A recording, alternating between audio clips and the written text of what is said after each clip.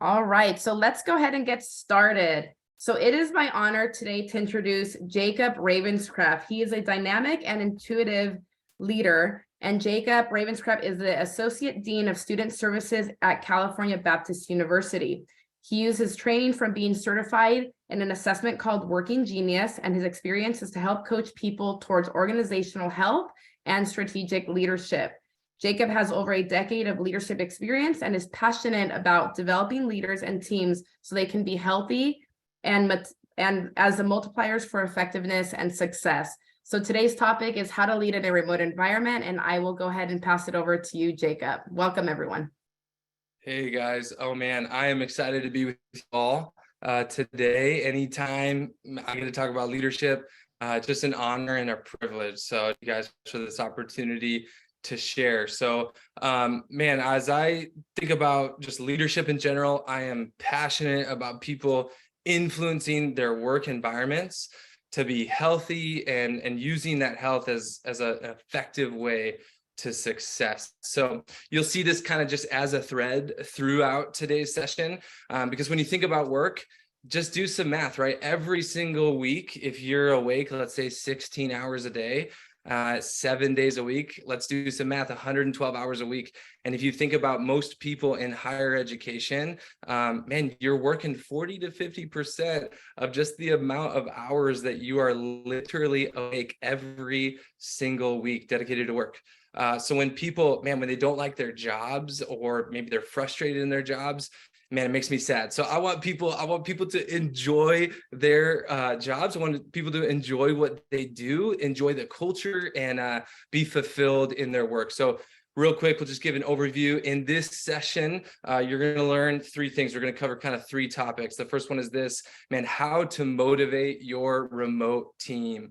The second is how do you build trust? That's a tricky thing sometimes. And lastly, just give some skills needed to increase productivity on virtual teams. So I want to jump in. Quick story. I had an early leadership lesson as I began my career. Picture this, I'm 22 years old. I've literally just started my first full-time leadership position, and I got two interns.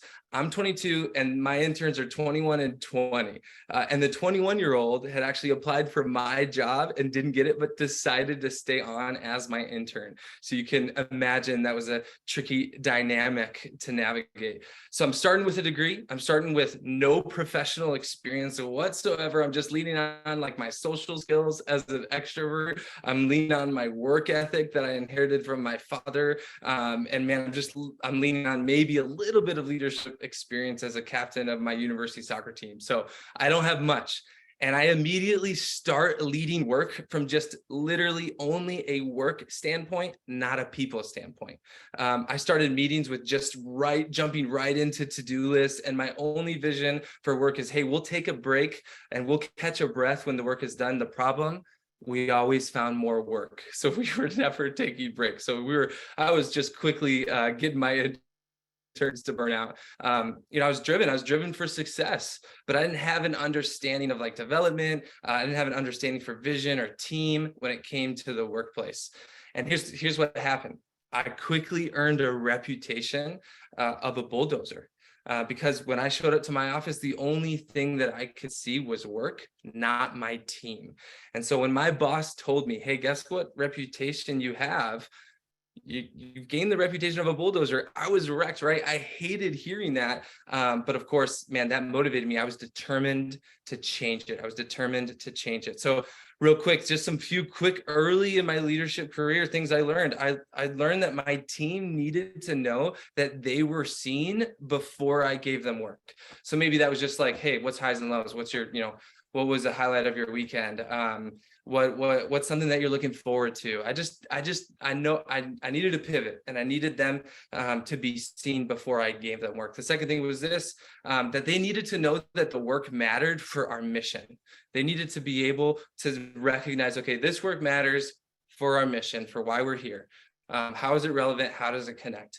And the last thing was, man, they needed to know what success looked like. They needed to have a scorecard for what success was. So this early leadership lesson, man, it just catapulted me into becoming, a learner, studying how people are wired, their personalities, how they show up to work, man, how you get the most out of people, and just the joy of watching people work in their strengths. So two things that I learned from these interns that were really interesting, just are going to show up later too. The 21-year-old who applied for my job, Joey, I learned that he needed space to exercise creativity. And when he didn't get this, man, he would grow weary and he would grow unproductive in all of work. That was just how he was wired. For Kylie, I realized that she would quickly become paralyzed if she saw my whole to-do list. She needed to just get those 1 or 2 tasks at a time, and that would allow her to thrive and then come back for more. But so helpful, right? Every person is wired differently, and those were just a couple interesting things I learned early on. So how about a leadership lesson going remote? We all 3 years ago, just a little less than 3 years ago, right? All of us were just pushed into working remotely, right? Working virtually. And so I learned really quickly, man, my team needs some answers from me. And so this is the next slide. We're going to see that. And hey, I needed to be able to answer these. The first one is, am I seen, right? Am I seen on this team? Is my role needed in this work? How will I know that I'm doing this well, being effective? It's the same questions, right? We all got launched to be isolated, and many of us not used to that before. So leading remotely, it's got to be, we have to recognize this is a different thing than leading in person. So how has remote work changed how you manage and lead? And maybe some of you here on this session, maybe you have actually only led remotely. Maybe some of you have stepped into a leadership role, right, where you literally have only led remotely. Some of you, maybe many of you, know what it's like to lead before that, or you've been leading in person, and this is a transition. I want to help you become an effective leader, right? I want to give you at least one thing today that you can take away. So that's my goal. Like at the very end of the session, I'm really hoping that you can take at least one thing. If I'm shooting for the stars, it's a bunch of things, but hey, low bar, keep it simple. I want you to at least have one takeaway. But really, right, the goal is that if I'm helping you maybe in some way, hopefully at least one way, become a better leader, that would be transferable to really any context of leadership, right? So the goal is not just to help you lead remotely, but really, right, we want to be able to help people lead in any context. And so here we go. Let's really jump in and address the remote thing. Learning how to lead remotely. I want to ask this big question for all of us. And here it is. When in-person benefits, okay, are taken away, what does our leadership toolbox have left in order to manage your team's productivity? It's an interesting question, right? Because for many of us, leading remotely is new. And for many of us, we have to ask ourselves, what's in our leadership toolbox? Okay, if we're not in person, what do we have left? How are we leading? How are we managing? And so I just want to run through a few examples, and then we're going to pause and I want to hear some more from you. So, hey, we're going to talk about hard skills and soft skills when it comes to leadership and managing a team. So hard skills, right, are job-related competencies and abilities. So some of us, database management, right? Some of us need to be able to speak other languages to be competent in our role. Some of us are doing network security or marketing management or statistical analysis. Some of us compensation management. So I want to pause real quick because I want to hear from you. I want to see kind of who is represented on this call today. And I think we have the chat going, right? So we can say it out loud or we can throw it in the chat. But I would love to just be repeating these or reading some of these in the chat because I want to just kind of see who is with us. So just throw it in the chat. What are some hard skills that some of you guys need, right? These expertise, these competencies in your field in order to lead in your job. So just throw those in the chat. What are some of those that you need a specific hard skill? So this is anything that you need an expertise in your field in order to lead.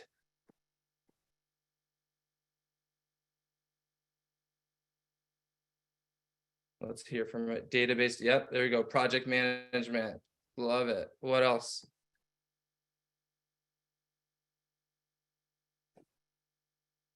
Maybe some admissions, team building. Love it. Customer service. Absolutely. Financial analysis, critical thinking, Excel. Yes. Yes. Organizational change management. Of course. Attention to detail. Yeah, we might be getting ahead of ourselves. I love it. This is helpful. Okay, we can see kind of where we're. Yes, this is so good. We got probably specific database, institutional knowledge. Yep. Okay, so let's jump into, we have hard skills, but then we also have soft skills. So we're going to jump into soft skills, right? Personal characteristics and traits. And here's the funny thing about soft skills. Not everyone has soft skills. Not everyone has all of these soft skills. So what are soft skills? Soft skills are personal characteristics and traits, right? So integrity, right? Honesty, problem solving, dependability, right?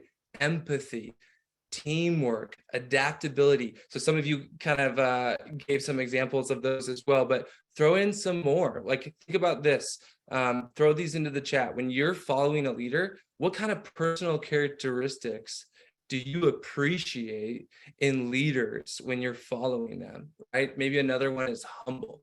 And it is really hard to follow an arrogant leader, someone who is entitled or just completely full of themselves. So throw those in the chat. Let's hear from you. You guys are our leaders, our UCR. Oh, there we go. We got caring, accountability, respect. Oh, absolutely. Oh, this is good. Open, vulnerability. Yeah. Understanding. I love it. Understanding. Someone who's understanding. Humility. Ooh, Nicole, with ability to say sorry. Ooh, we're getting real now. I love it. Can own mistakes. Yeah. There's no field expertise in any of these, right? These are soft skills. This is fascinating. These are personal characteristics and traits. I'll follow someone who takes time to understand my success style. I love it. Yes. Isn't that fascinating? Emotional intelligence. Yeah, probably. Yeah, I'm in the trenches with you. These are great. Oh my gosh, these are awesome. Okay, so we got this distinction, right, with leaders between hard skills, right, having competency in your field of expertise, but then you have soft skills. So I got to ask the big question: can a leader lead well with either just hard skills or just soft skills? Anyone want to just guess? If they don't have expertise to their field, what do we think? They just have soft skills, but they have no expertise. Can they do that? Can they lead with just soft skills? Can they lead with just hard skills? Is that even an option? Someone who's an expertise, but has none of this, has no integrity, has no problem solving, no empathy, no teamwork. That's going to be tough. Of course, the answer is no. No way. We can't have leaders who are only leading with just hard skills. They have no soft skills, or they're only leading with their soft skills and absolutely no expertise, no competency in their field. Okay. And let me give you two quick examples, two quick stories for this. The first one is this. This is, 2 years ago. This is a leader was hired in my network, connected to this leader, not really personally, but just through my network. And I learned that this hire, it was in higher education. It was Southern California higher education. And I'm gonna leave names out, but Southern California higher education. And this leader was hired, and man, leaning on their soft skills. Okay. Not a bad thing. Great with people. Okay. Honest, has integrity, teamwork, an encourager. But here was the problem. The hard skills, the competency in his field wasn't there. And people, man, they love the guy, right? But they have a hard time following someone who shows little expertise in their field, little competency, right? And by a show of hands, who has seen the show The Office? Come on. I know I'm not the only one who's seen this show. Okay. Guess what? This leader quickly gained the reputation and it was beginning to be referenced as Michael Scott. I got one laugh. I got one laugh. That's probably not a good, because if you've never watched the show, Michael Scott is just his leadership qualifications would be defined as fluffy, right? Or just completely, right? There was no competency in the field. I mean, this guy is just a complete goofball. As a leader, I never want to have the reputation of being called Michael Scott, right? But then let's talk about the other side. Let's talk about a leader who's depending on just their hard skills, just their expertise in their field, right? Someone who knows database management really well, but is terrible with people, right? Sometimes these people who are really isolating their leadership to hard skills, man, they're sometimes socially awkward, right? There's sometimes they can come across, at least, as a jerk. Like people under that leader can experience them in that way, or you just don't want to be around that person because their justification for leadership is just limited to field expertise. Oh, I know this really well, therefore you got to follow me, and I'm just not buying it. So again, this is not ammo to judge leadership, your leadership, not trying to give you ammo to judge your leadership. Really, this is for us to do a self-diagnostic as we ask the question, what kind of leader do I want to be? And so here goes to the money quote of the day. We got: a good leader is a self-aware leader. We've got to be self-aware. We have got to know our blind spots. And if I'm, guy who got the reputation of Michael Scott, I'm doing a deep diagnostic in, man, how long can I do this? Because I don't have respect. And so I might need to go to a different role and restart and build some more expertise, build some more competency in my field before I get to a role that I got. So a good leader is a self-aware leader. So what are the challenges? What are common challenges in remote work? I want to ask the question, what do you lose when you're in office? Because when you're in office with people, you have a lot of things. And when you go to remote, you do lose things. We cannot ignore that reality. What do you lose? Man, you lose in-office access. If you're in office, you can walk down the hall, you can knock on a door, and you can just talk to someone. Or you can show up in their office, or you have, conversations in the hallway. What's the next one? What else do we lose? We lose culture, right? So we'll go to accountability, and you can just go through all these: accountability, collaboration, culture, all in office accountability, in office collaboration, in office culture, in office proximity, in office spontaneity, right? There's two more we're gonna see on this list. We lose in office structure and in office supervision. So so I want to ask the question, what else do we lose? So we'll go to the chat again. What else do you lose? Concept of time. Yes, I love that. Thank you, Kelly. Concept of time. Absolutely. You're working remote, maybe from home. All of a sudden it's this time or that meeting, just what happened? It just caught up on me. What else do we lose?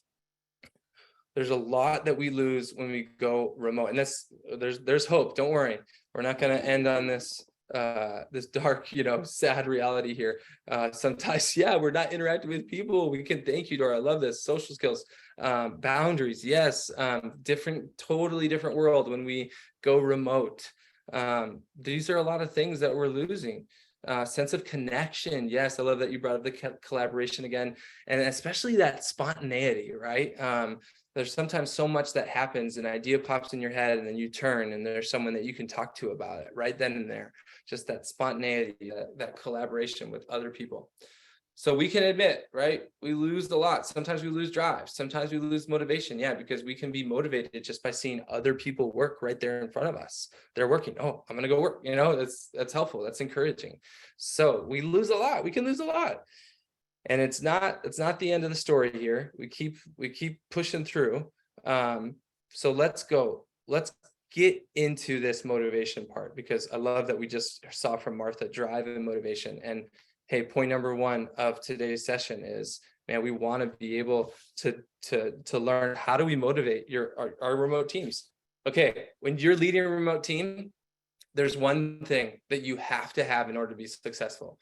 And if you don't have this one thing, things will absolutely fall apart. It is, drum roll please, employee engagement. We have got to have employee engagement.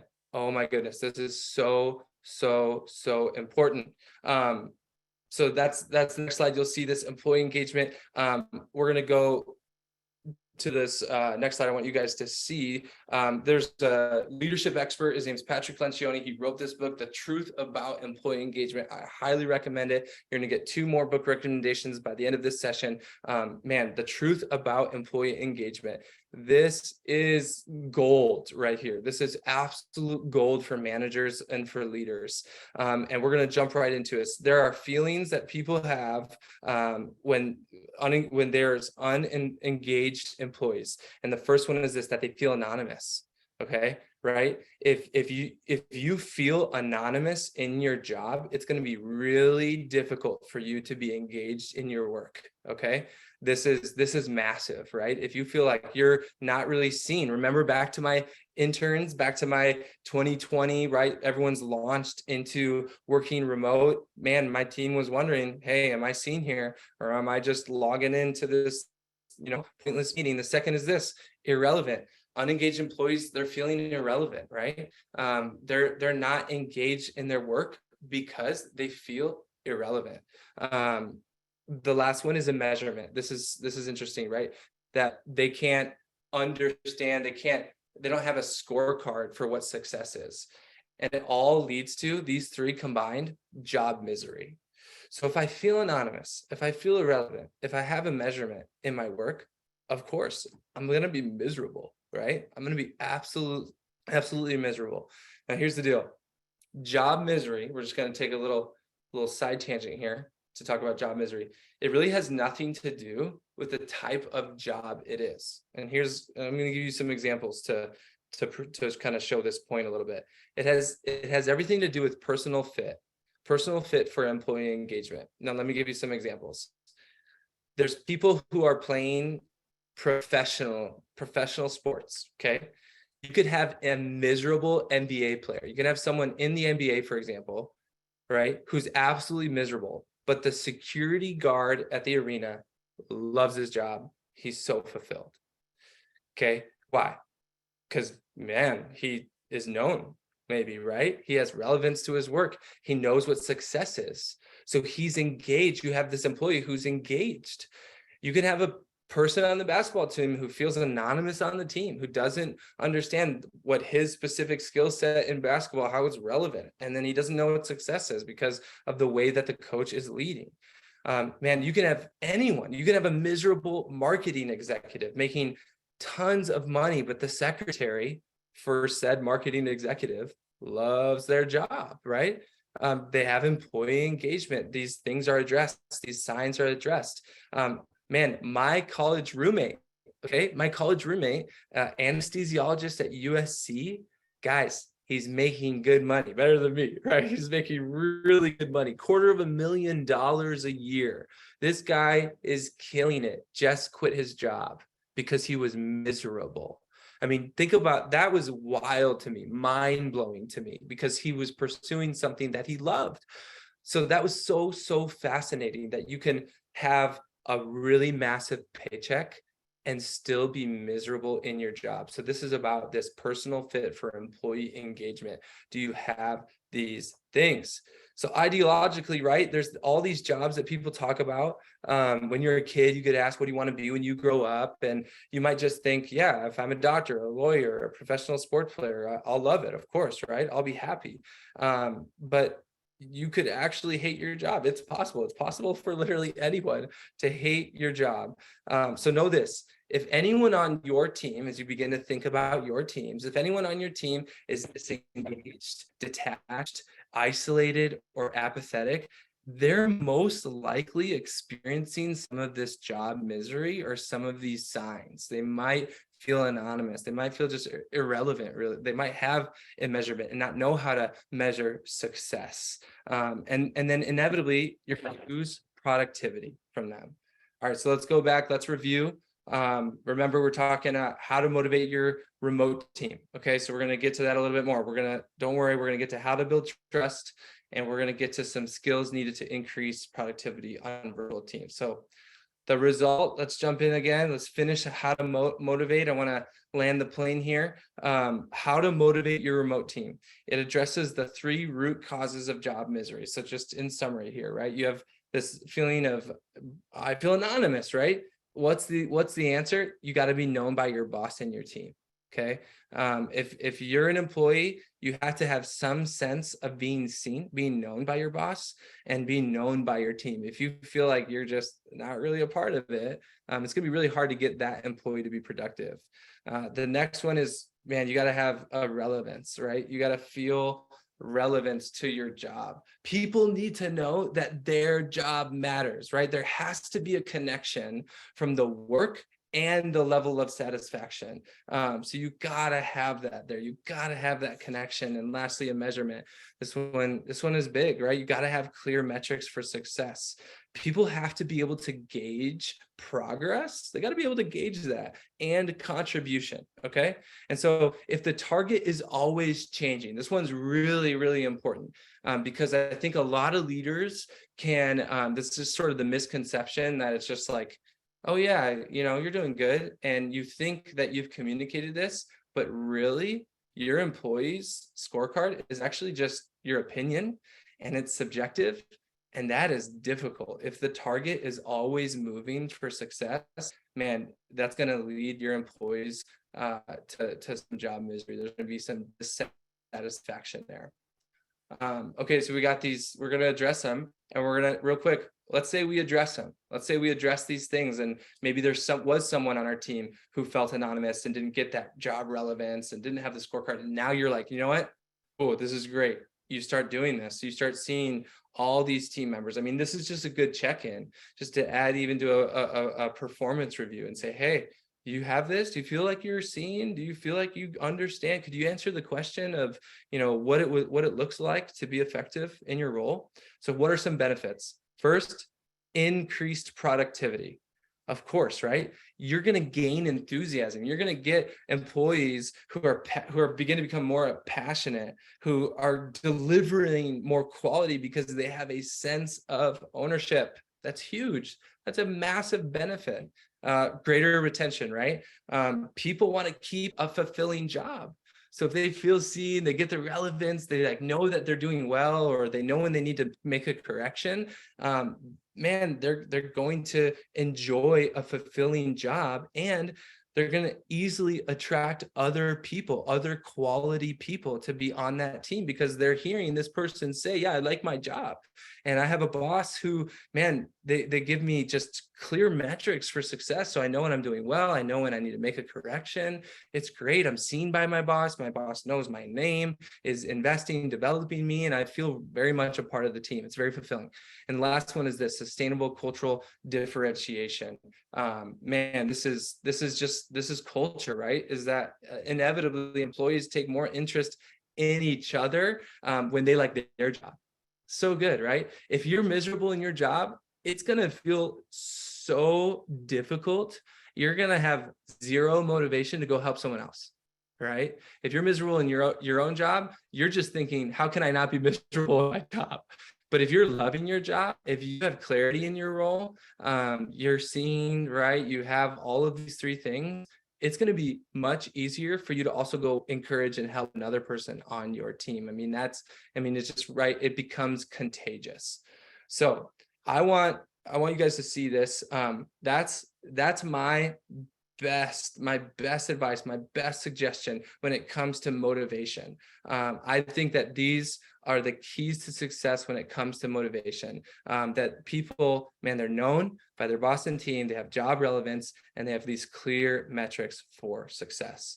So we'll and later on, we're going to do some questions. And so if you want to ask any questions about that, I'll do my best. So let's jump into how to build trust. How do we build trust? Okay. One of my favorite leadership lessons, or just in general, one of the most helpful things in leadership, of course, is language. I've been beginning to learn language. So I love this language here. Predictive trust versus vulnerable trust. Let me give some quick definitions. Predictive trust is an example of predictive. No, we'll back up. We don't need to get to conflict, but predictive trust is I've worked so long with someone that I just know what they're going to do. And so if I've worked with someone for 2 years, right, and this person's like really great at deadlines, I can trust that this person will finish a deadline because they always finish a deadline. Okay. Um, it's very different when you are building vulnerable trust. Vulnerable trust goes deeper. It doesn't have to do with just trends that you can observe in the past. Vulnerable trust strengthens a team. Let me give you some examples of how of vulnerable trust. First, just sharing about life, right? Just sharing about life, sharing about your life. Now, you don't have to share everything, right? But you can use discernment and tact, and you can share about your life a little bit. You can give a little bit. As a leader, you don't want to be known as a robot. You want to be known as a real person. When you begin to just give a tiny insight into your life, you show, hey, yeah, I'm a real person. Sometimes, I make mistakes. Sometimes, yeah, I love it. We aren't drones. Yeah, we're not drones. We're real humans. Man, my daughter, she was born with a cleft lip this year. And so that was a big thing for my wife and I, and for our family. We had to navigate what surgery would look like. We had one surgery, there's a lot more surgeries. And so with my team at work, that was something that came up. That was something that I shared. I gave a little insight into my life. And man, the connectedness, the trust that I was able to build by just sharing a little bit of my life, man, that was helpful. And I wasn't doing it, with this unhealthy motive. That was just a natural part of me, just kind of being a little bit of who I am. And so sharing a little bit about life. Now, another one is this, admitting weaknesses. So before we even get to conflict, giving you guys a couple of examples on vulnerable trust, admitting weaknesses. Man, that is probably the biggest misconception is leadership. The lie in leadership, right? That if we admit weakness, then we're showing that we're not a good leader, and then people won't want to follow us. It's not true. The irony is that when we share a weakness, we actually build a vulnerable trust with our team, and they become, right, from this vulnerable trust, they move to a place where they now have psychological safety. Shout out Alex in last leadership series. They begin to have a stronger sense of psychological safety of what they can share.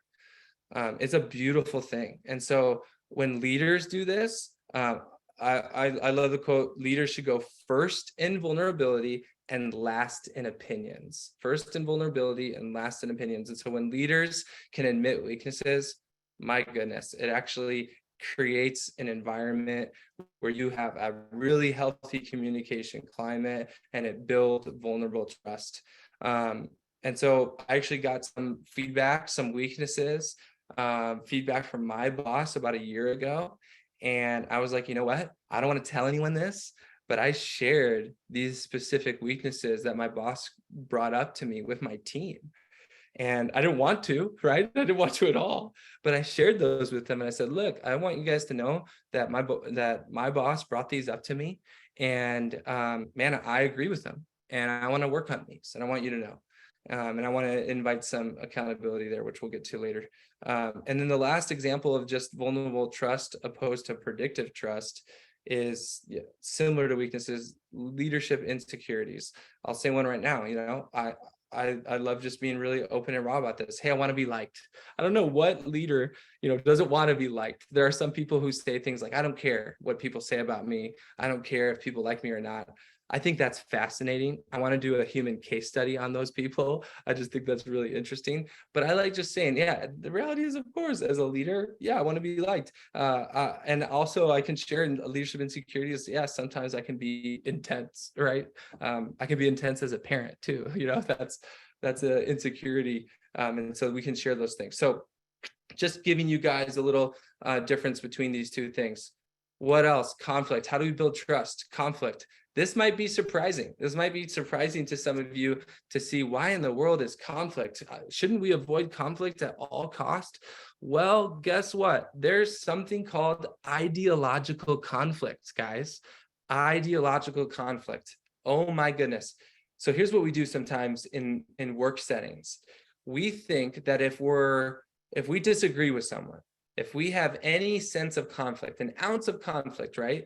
We think that maybe there's possible misconception here that we're not being a good employee, we're not being nice, we're not being kind, right? Well, we're so scared to disagree with an idea, right? Because it might come across like a toxic, unhealthy conflict. That's what we're worried about. And we should be worried about. We don't want to be toxic. We don't want to be really unhealthy and really dysfunctional. We want to have healthy conflict, but there's something called ideological conflict. And here's what I'm talking about. Guys, we have to have conflict with ideas so that we don't have conflict with people. Okay. If we never actually speak up and say, you know what, we're in a meeting, I don't know if I agree with that. I think I might disagree, and here's some thoughts behind that, right? And of course, obviously, you got to be careful with tone, and those are all those soft skills. But if we don't disagree with ideas, man, we will grow bitterness toward people. If we don't speak up with ideas, then we will begin to have conflict with people. Guys, we don't want to have conflict with people. Let's have conflict with ideas, and that is a sign of a healthy team. That's the sign of a healthy work environment. When you have, again, shout out psychological safety, enough psychological safety built from that vulnerable trust where you can disagree with an idea and not feel like you're gonna enter into conflict with the person. And you can say all the disclaimers you need. Hey, Joe, like you, man. I disagree with that idea. It has nothing to do with you, whatever you need to do to make yourself feel better. But at the end of the day, we have to believe. And the image for this is just that there is a conflict continuum. I'm not talking about over here and just having this really extreme unhealthy conflict. I'm talking about disagreeing with ideas, not people. Okay, let's cruise through this. Here we go. We're going to jump into skills needed to increase productivity for virtual teams. Guys, I'm gonna just talk about one skill, and the answer is meetings. Okay, all of you are in meetings. Okay, you're like, wait, what? That's not new. That's not a new skill. Actually, I want to make sure that we know that there's different kinds of meetings out there. I'm sure you know that. I'm sure you're in different kinds of meetings, but I just want to give a quick overview of the categories that have been the most helpful when it comes to leading my team, and when it comes to being a part of seeing work happen and productivity. So let me give you these 4 different kinds of meetings. We got a task-oriented meeting. That's a daily stand-up, right? I'm going to cruise through these and we'll come back. We got like a rally. Yeah. And shout out, second book, I said I'm going to reference 3 books, Death by Meeting. Again, Patrick Lencioni, leadership guru. He's written a ton of books. I'm just referencing 3 today, but he gives these 4 categories of meetings in this book. I love them. I use them all the time. It's all over the country, all over the nation. And it's such a helpful guide for these meetings. So we'll keep going. Here's these 4 different kinds of meetings. The next one is, so we got the second one was rally and tactical or weekly staff meeting. The third one, solutions oriented or ad hoc strategic. You guys you'll see this in a little bit. And then a brainstorm or an offsite.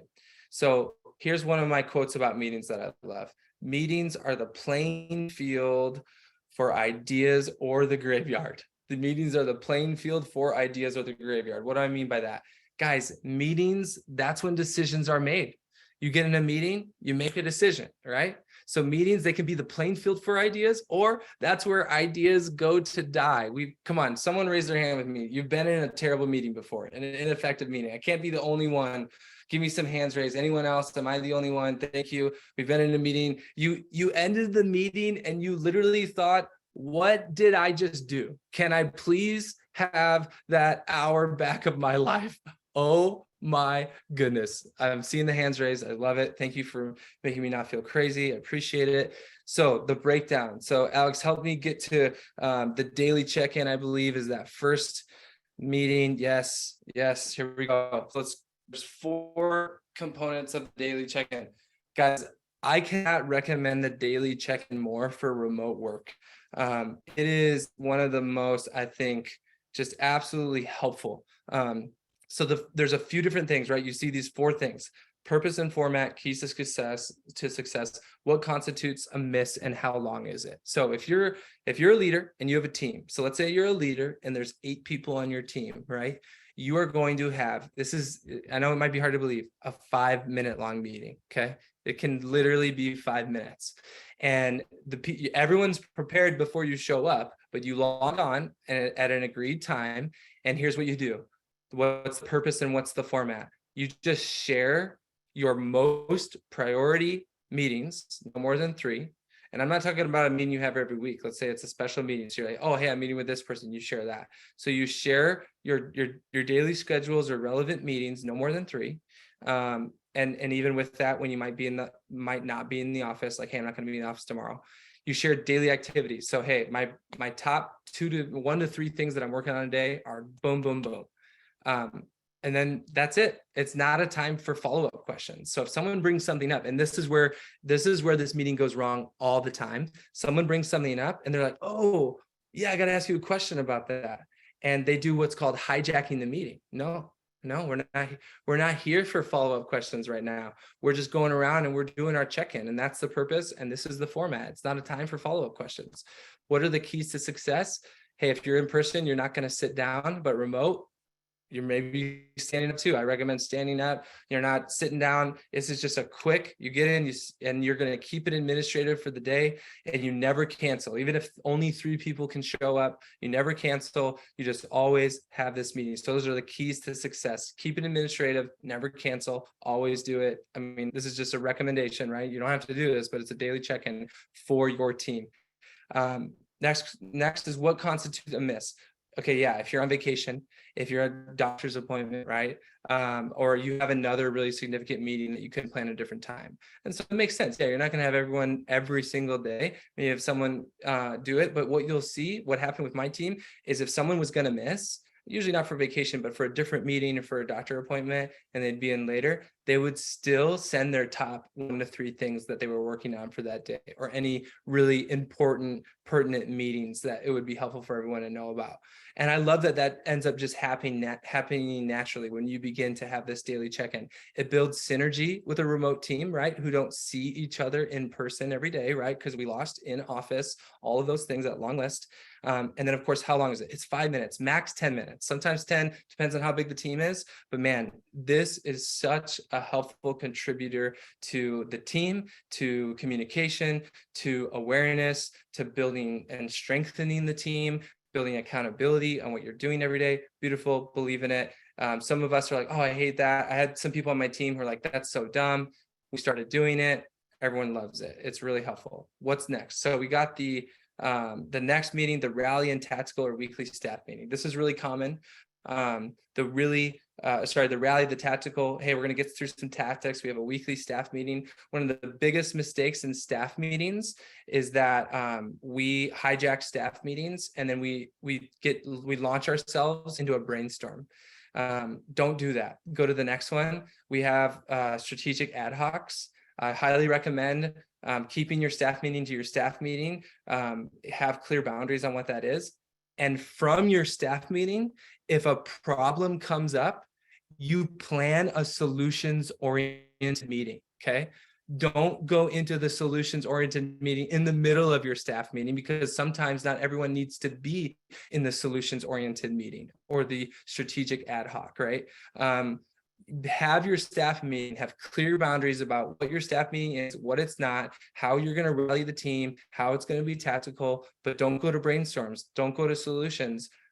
Sometimes if it's really quick, sure, you can do that and say, hey, we'll give 5 minutes to this, and you put a timer on, and the timer goes off. Hey, we couldn't solve it in 5 minutes. That means we need a solutions-oriented meeting. Let's set that up. Who should be in that meeting? Maybe not everyone needs to be in this specific solutions, or it's a beautiful thing. What's the last one? The brainstorm or the offsite, right? So you have a brainstorm session means you're not going to finish anything, okay? If you have people who are like, man, every single brainstorm you show up and they're like, we got to finish this, they're not good brainstormers, right? You got to set what that meeting is. If you need to have a brainstorm, you need to make sure that you set the tone, and a brainstorm is a brainstorm. You don't finish everything, but you're going to come up with a list of ideas to be able to discern the best. An offsite, Patrick Lencioni recommends quarterly, getting somewhere else where you don't work. So for some of us, it's getting out of our house, getting the team together. If you can in person, do it in person. And what's the offsite dedicated to? One of two things. The first thing is strengthen the team. Okay, we need to strengthen the team here. We need to lean into building into the team. And there's a bunch of different exercises that you do. Or you're going to work on the business, not in the business. So you're going to ask some big questions about how are we doing as a department? How are we doing as an office? Are we really doing what we say we're doing? Are we doing it well? Or is there some unrealized potential that we have not reached? So meetings, that was my big, I wanted to give you that skill, give you this breakdown. Man, it's such a helpful language and category to have. Now let me go to the next. We're going to talk about accountability. So real accountability starts with the leader. Man, you got to set team goals. You got to communicate beforehand what accountability will look like, how you'll make changes, publicly own personal failures, publicly discuss maybe a team member, because everyone knows, hey, this is the standard. If you need to bring it up, you bring it up. And here's my recommendations for performance reviews. I'm going to do 4 quick. I'm just going to cruise through these to end and then open it up for some Q&A. One of my favorite things is I told my team what my boss's goals for me were. And then I asked my team, hey, what are your top 2 to 3 goals that you have in your performance review? Will you share those with the whole team? And it just invited a space of, hey, we're all growing. We all have things that we want to work on. And these goals weren't isolated to just that one-on-one conversation. These goals went to the team. And so then everyone began to learn, oh my gosh, okay, wow, that person is working on that. I didn't know that was like in their performance review. That's really cool. I want to encourage that person in that. For me, being able to tell my team, hey, I have a boss and this boss has goals for me, and to share those, again, that's vulnerability. That's vulnerability trust. And, my goal is to create and strengthen that psychological safety. So tell your team what your goals are from your boss. Don't wait a year to talk about your annual review, right? Bring that up more than just once a year. I recommend quarterly at least. Alex was telling me about, just that process that UCR has. I love that. Talk about it more. Man, affirm, this is the third thing, affirm with language from the performance review when employees make progress. Man, we need encouragement, right? We cannot just be let out to dry. We need to hear that, like, oh, I actually made progress in this goal. This is awesome. And then if there's shortcomings, man, we got to be able to address those. And so if that feels really daunting, maybe you need to outsource, getting some help with what does it look like to address those shortcomings. But we all know, maybe we don't, but if you've been in leadership long enough, you're gonna have someone that you work with that probably shouldn't be in their job. And so I work in higher education. Higher education, you have to have documentation if you want to make any change. And so I've just got to be honest, right? You got to be able to have accountability with something that's written in a portal, right? Human resources in a performance review. If you're a leader and you want to see change in your employee, man, you got to set the expectation before you just get rid of someone or fire them. You got to give them a chance to make corrections. And so be really clear about what they need to change so that you can say, 3 months from now or a year from now, yeah, you did it or you didn't. And when you have those check-ins. Okay, my last thing, I'm going to take like 2 minutes to do. I'm going to give a quick shout out for something that I'm doing with the HR team. I think that's accurate description. Alex is on the team. I'm going to be doing the working genius model with them. And when it comes to teams, this by far has been the most helpful tool that I've ever used. It is blowing up all over the nation. I've been using it for 3 years, actually, since 2020, and it is incredible. So I want you guys to just get a glimpse of this. And what is Working Genius? Well, it's actually a working model, and it's something that answers a lot of questions, and man, it increases productivity. And so Working Genius model for your team, it's the best way to increase productivity from your entire team. I'm doing a full-on certified Working Genius session with the HR team of I believe 9 total, the leader and then the 8 team members. And here's let me just go through these real quick. There's 6 types of working genius. Okay. And what this tool does as an assessment is it tells each individual what their working geniuses are. So you see these, there's 6 of them. It spells widget. There's wonder, invention, discernment, galvanizing, enablement, and tenacity. And every individual has 2 working geniuses and 2 working frustrations. And when you begin to learn what those are, you begin to learn how you show up to work and how you can be most productive. So we'll go to that next slide. I want you guys to see, not only is this an actual working model, but he also wrote a book for it. The distinction of this book opposed to the other 2 books is this actually accompanies a real working model that you can be using every day. And that's the session that I referenced. So you can go to the next slide. Just a quick plug for Working Genius, because this is such a beautiful tool. It helps teams do more in less time. Okay. It's 80% productivity, 20% personality. This is the thing that makes this tool so distinct. Okay. It's 80% productivity. All these other tools are usually personality based. And so I'll just give a quick example of what that means. You can have someone with the same Myers-Briggs, but different working geniuses. You can have someone with the same Enneagram, but different working geniuses. How they show up to work.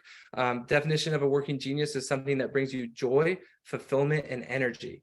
A working genius is not something that you're just really good at, because you can be really good at things that you hate doing, right? And so that's, oh my gosh, such a helpful distinction to learn. Wow, when I'm doing this, when I'm wondering about unrealized potential, I'm in my joy, I'm getting satisfaction and energy and fulfillment.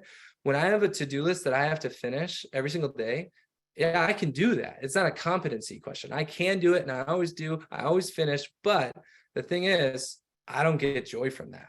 Or if I'm discerning, or if I'm galvanizing, I'm rallying people to the bigger picture and purpose, I'm getting joy from that, right? And so, man, it reduces guilt and judgment, and it increases team morale. We'll finish with this last slide. And my little shout out, it helps you understand success and failures in the past for your team. Oh, that's why tons of epiphanies happen. It improves dialogue and directives and meetings, and it helps you make quick and concrete adjustments as needed. So there we go.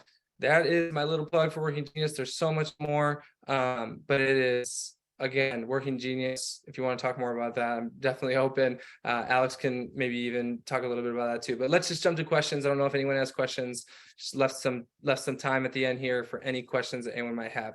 You can just or maybe put them in the chat. And if we don't have questions, that's okay. Maybe Alex, you can field these. I can't see everyone.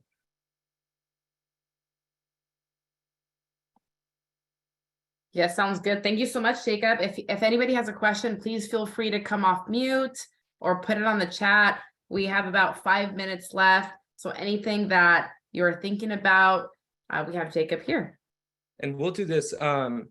I have a question for you, as we also I'll field any questions that anyone might have.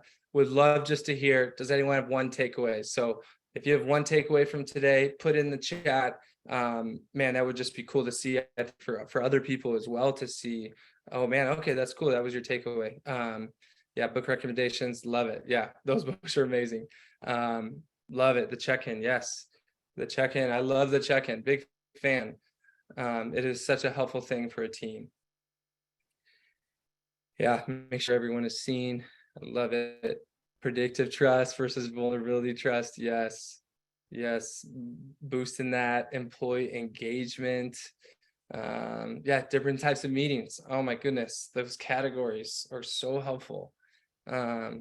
Definitely. Yeah. The books, highly recommend. Patrick Lencioni.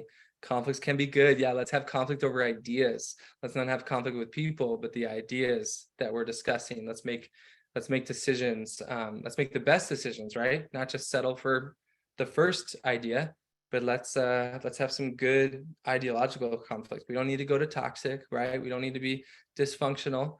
Allowing us to be vulnerable, to build trust within our teams. Yes, that permission. Sometimes we just need to give ourselves permission a little bit. Say, hey, yeah, I'm human, right? I'm not a drone, not a robot. I'm doing life, and give that little insight of vulnerability into our life. Yeah, you're going to build trust with your teams. Awesome. Love it. Alex, you got anything for us? Oh, no, this was great, Jacob. Thank you so much for coming in and talking to our campus. We are so appreciative of you. And I know that this was really great things and we had so many good takeaways. So if anybody has any questions, you can continue to ask. We still have about 4 minutes left. If not, I hope that you all enjoy the rainy Tuesday. Yes. It's like, what day are we in? I hope that you enjoy the rainy Tuesday. And if you're driving out there, definitely be safe. Hey, I got a couple questions if we want to end with it, if it's okay. Yeah, go for it. We got a question about, man, how do we navigate being led by someone who might be really narrowly career focused, and worried about maybe just, how they look when their employees make mistakes. They have no flexibility to understand why. Yeah, that's really tough. So I think one of the things in leadership that is just a really hard lesson is that we are going to be limited to how we navigate the relationship with our bosses, with our leadership above us. There's a really good book out there. I think it's Leading Without a Title. And I think that some of the things that we're gonna have to come to a point in our work where we have to just ask ourselves, hey, how do I want to lead? What's the model that I want to have?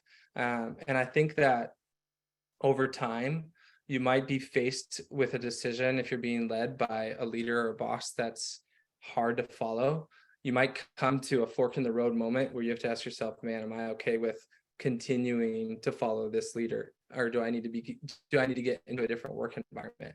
But my encouragement is continue to lead how you want to be led.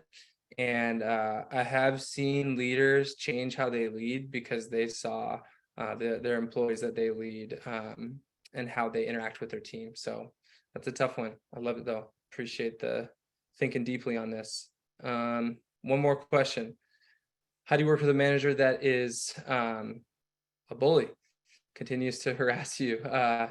It's really tricky, whether it's remote or not. And you're never told that you do anything right. Man, you guys are asking great questions. I think that again, it's a similar answer, right? If we're in being led by leaders who are really dominant, that's going to be really difficult to solve if you don't have psychological safety, if you don't have like access to having real conversations. So that could be an HR thing, to be honest, that you need to reach out to maybe to HR to navigate some of that. But encourage you to keep modeling your best leadership with your team. But again, I appreciate you thinking deeply about these leadership concepts. So, hey, thank you guys again. Oh, wow. Sorry. Are we 60 seconds? One last question. What are some thoughts you have about leading others in a positive way when you are not necessarily, again, I think it's just modeling how you want to be led to others, right? And if you have that, if you have those job relevance, you understand your metrics for success, you feel known, then it's going to be easier for you to encourage your team members. And so when a leader see someone encouraging their team members, that can have a big impact on the culture and the environment that you guys are working in. So there we go. 12 o'clock. Thank you guys. All right. Thanks, everyone. Thank you, Jacob. See you.